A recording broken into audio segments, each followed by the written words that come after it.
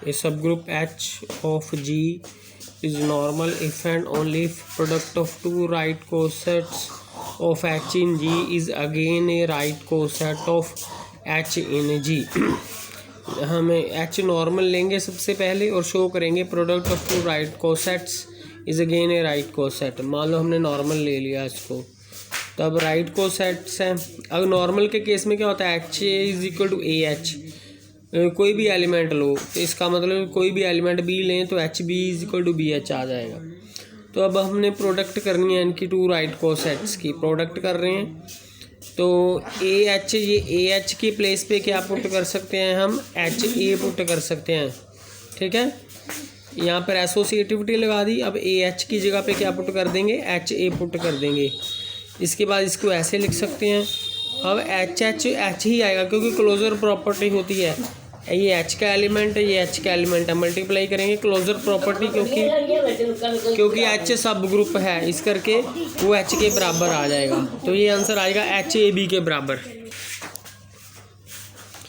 तो सो ये क्या बन गया, H multiplied by the element, so ये भी राइट कोसेट बन गया। तो हमारा ये आंसर आ गया। अब हम कन्वर्स पार्ट करना है कि इसको ले लेना है हमने, product of two right cosets is again right coset, और हमने प्रूव करना है एच इज़ नॉर्मल, हमने एच को नॉर्मल प्रूव करना है। ठीक है, तो ये हमें गिवन है।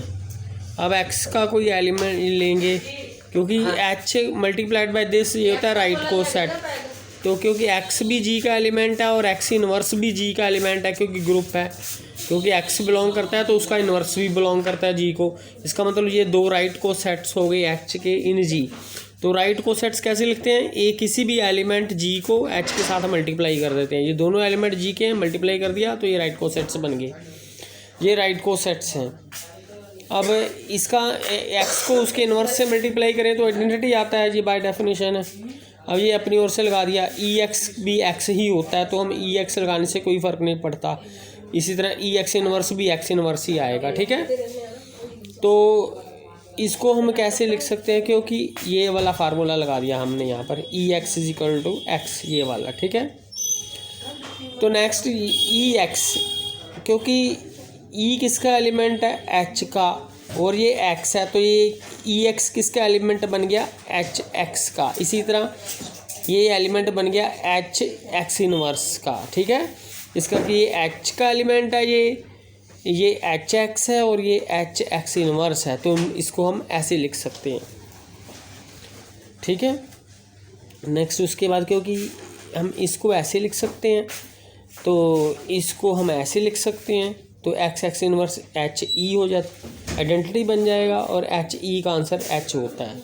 क्लियर, क्योंकि आइडेंटिटी को किसी भी एलिमेंट से मल्टीप्लाई करेंगे आंसर वही एलिमेंट आएगा, आइडेंटिटी को किसी भी एलिमेंट से मल्टीप्लाई करेंगे आंसर वही आएगा। इस करके H E is equal to H, H लिखने का मतलब है एच के सभी एलिमेंट्स को ई से मल्टीप्लाई करेंगे वही एच के सभी एलिमेंट्स आ जाएंगे। तो इसका मतलब एच एक्स इनवर्स ये एच के बराबर आ जाएगा। तो अगर ये इसके बराबर आ जाएगा तो ये एच एक्स, इसी तरह ये एच एक्स इनवर्स, ये इसका एलिमेंट एच को बिलोंग कर जाएगा। ठीक है, इसका एलिमेंट इसको बिलोंग कर जाएगा, तो इसका एलिमेंट है ऐसा, ये एच का एलिमेंट कोई भी ले सकते हैं, एक्स ले लिया, ये एच का एलिमेंट कोई भी ले सकते हैं, ये एक्स इनवर्स ले लिया, ये एलिमेंट एच को बिलोंग करेगा। अब हमने क्या करना है कि H1 इनवर्स इधर से मल्टीप्लाई कर देना, इधर भी H इनवर्स इसको मल्टीप्लाई हो जाएगा। ठीक है, अभी H1 इनवर्स और H1 ये तो E बन जाएगा, ये तो ख़त्म हो गया। तो बाकी क्या बचेगा हमारे पास एक्स इनवर्स, तो ये H का एलिमेंट है, ये भी H है, तो क्लोजर प्रॉपर्टी ये H ही बन जाएगा। ठीक है, तो ये एलिमेंट H का आ गया, तो ये हमारा नॉर्मल सब ग्रुप बन गया।